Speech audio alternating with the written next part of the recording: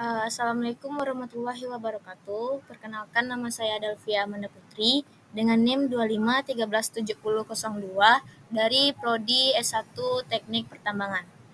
Baiklah, di sini saya menjelaskan materi dinamika kerusakan ekosistem daratan akibat pertambangan. Yang pertama ada pendahuluan, di mana ada latar belakang, yaitu keberlanjutan ekosistem daratan menjadi isu mendesak di Indonesia karena meningkatnya tekanan terhadap lingkungan akibat aktivitas manusia, terutama pertambangan atau RASID 2020, kerusakan hutan dan degradasi tanah yang terjadi di berbagai wilayah menunjukkan bahwa pengelolaan sumber daya alam belum dilakukan secara optimal atau lestari. Yang kedua ada aktivitas pertambangan, khususnya di daerah yang kaya sumber daya mineral, sering menimbulkan dampak lingkungan jangka panjang. Kerusakan habitat yang diakibatkan oleh pembukaan lahan tambang telah mempercepat hilangnya spesies lokal. Next, yang kedua ada pembahasan. Yang pertama ada dinamika kerusakan ekosistem daratan akibat pertambangan dalam perspektif SDG 15. Yang pertama itu ada kerusakan ekosistem daratan akibat pertambangan terus meningkat sehingga mengancam stabilitas ekologis sebagaimana telah dijelaskan dalam pendahuluan bahwa deforestasi dan eksploitasi sumber daya alam menjadi isu mendesak di Indonesia. Aktivitas pembukaan kawasan tambang menyebabkan hilangnya vegetasi yang berfungsi sebagai pelindung struktur tanah atau lestari. Kondisi ini semakin menegaskan relevansi SDG 15 yang menuntut perlindungan dan restorasi ekosistem daratan.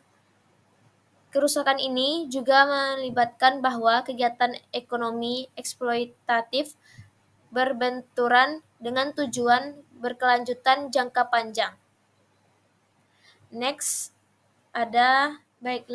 yang kedua ada faktor penyebab utama kerusakan ekosistem darat dan keterkaitan dengan praktik pertambangan nasional, yaitu sebagaimana disebutkan dalam pendahuluan, aktivitas ekonomi berisiko tinggi seperti pertambangan sering tidak sejalan dengan prinsip pembangunan berkelanjutan, terutama karena kerusakan tanah yang berdampak pada produktivitas lahan. Kerusakan ekologis ini menurunkan kemampuan wilayah sekitar tambang dalam mempertahankan ketahanan lingkungan. Pertambangan nasional masih berorientasi ekonomi, sehingga memicu degradasi tanah dan kerusakan habitat. Kurangnya penerapan teknologi ramah lingkungan membuat proses ekstraksi mineral menimbulkan dampak ekologis yang semakin besar. Regulasi lingkungan yang tersedia masih belum berjalan optimal sehingga pengawasan terhadap aktivitas pertambangan menjadi lemah. Lemahnya pengawasan mengakibatkan perusahaan tambang dapat terus melakukan eksploitasi tanpa memperhatikan dampak ekologis jangka panjang. Baiklah, selanjutnya kerusakan ekosistem daratan akibat pertambangan menjadi hambatan besar dalam mencapai SDG 15 yang menekankan perlindungan, restorasi, dan pemanfaatan berkelanjutan ekosistem daratan.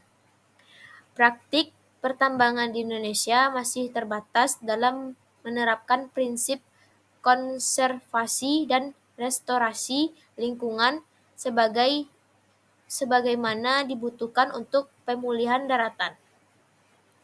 Perubahan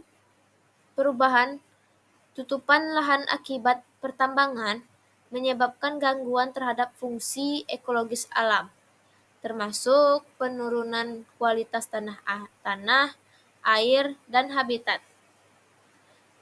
Aktivitas tambang yang hanya mengejar keuntungan sering melanggar prinsip etika lingkungan yang menekankan keseimbangan ekologis. Kerusakan ekologis yang tidak direhabilitasi menimbulkan dampak jangka panjang terhadap keanekaragaman hayati. Dampak ini juga mempengaruhi stabilitas sosial dan ekonomi masyarakat sekitar karena ekosistem yang rusak tidak lagi mendukung kehidupan secara optimal. Pengelolaan tambang berbasis berkelanjutan ini diperlukan untuk mencegah kerusakan lebih parah di masa depan. Baiklah, selanjutnya ada pembahasan mengenai kerusakan ekosistem daratan akibat pertambangan menunjukkan bahwa aktivitas ekstraksi mineral masih memberikan dampak serius terhadap lingkungan, mulai dari hilangnya tutupan lahan, menurunnya kualitas tanah, hingga terganggunya habitat keanekaragaman hayati. Untuk memperbaiki kondisi tersebut, beberapa langkah strategi dapat dijadikan rujukan, yaitu ada mewajibkan perusahaan tambang untuk melakukan reklamasi dan rehabilitasi lahan secara konsisten dan terukur. Yang kedua ada menerapkan teknologi ramah lingkungan pada seluruh tahapan pertambangan untuk meminimalkan kerusakan ekosistem. Yang ketiga ada meningkatkan keterlibatan masyarakat sekitar tambang dalam pemantauan dan pengelolaan dampak lingkungan. Baiklah, next penutup. Baiklah, segitu dulu penjelasan materi yang telah saya ambil, yaitunya ekosistem daratan. Jika ada kata-kata saya yang salah, mohon dimaafkan. Assalamualaikum warahmatullahi wabarakatuh.